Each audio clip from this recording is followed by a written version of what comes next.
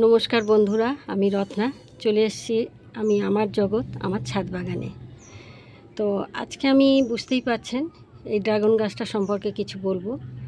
তো প্রথমেই বলবো আমার ড্রাগন গাছটা কিন্তু লাগানোটা একটু হলেও ভুল হয়ে গিয়েছে। তার কারণ হলো আমি একটু ভালো করে দেখাই।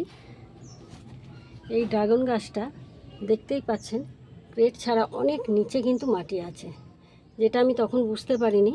মাটিটা আরেকটু বেশি দিয়ে তারপরে আমার এই গাছটা পোতা উচিত ছিল, কিন্তু সেটা আমি করে উঠতে পারিনি। এটা আমার একটা মস্ত ভুল, যেটা আশা করব আপনারা করবেন না। যখনই কেউ বসাবেন আরেকটু মাটি অন্তত দেওয়া উচিত, নাহলে গাছটা যখন বড় হবে তাকে সামাল দেওয়া খুবই কষ্টকর হয়ে উঠবে। তো যাই হোক, এটা হলো আমার 1 নম্বর ভুল। দ্বিতীয় ভুল হয়েছে, যখনই গাছটার এই শাখা প্রশাখা বার হচ্ছে আমি কিন্তু মায়ায় পড়ে সেই শাখাগুলো, বা জানতামও না যে এই ডালগুলোকে আমার তখন কেটে দেওয়া উচিত ছিল। একটাই সোজাভাবে আমি উপরে তুলব, তারপর শাখা প্রশাখা বার হোক, ঠিক আছে। কিন্তু আমি সেই জায়গাটা একটা ভুল করে ফেলেছি। যেমনভাবে বেরিয়েছে দেখুন, আমি তেমনভাবেই একে হতে দিয়েছি। দেখতেই পাচ্ছেন।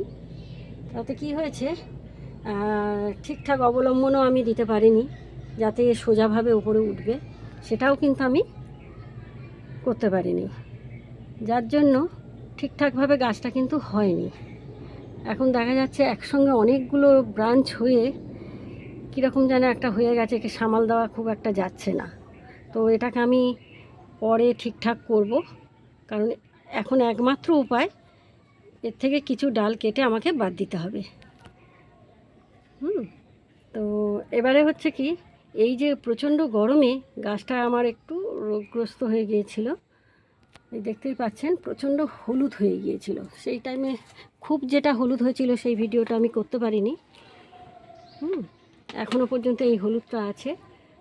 কিন্তু আমি কি করেছিলাম, একটু এপসম সল্ট নিয়ে জলে গুলে এই গাছটার গোড়ায় আমি আজ থেকে 10-12 দিন আগে দিয়ে দিয়েছিলাম। তারপর দেখছি তার হলুদ ভাবটা অনেকটাই কেটে গিয়ে আস্তে আস্তে সবুজে পরিণত হচ্ছে। তো এটা দেখে খুবই ভালো লাগছে। যাই হোক, গাছটা একটা প্রাণ ফিরে পাচ্ছে। আমরা তো ছাদ বাগানি, আমরা সবসময় চাইব যে গাছগুলো ঠিকঠাকভাবে হোক।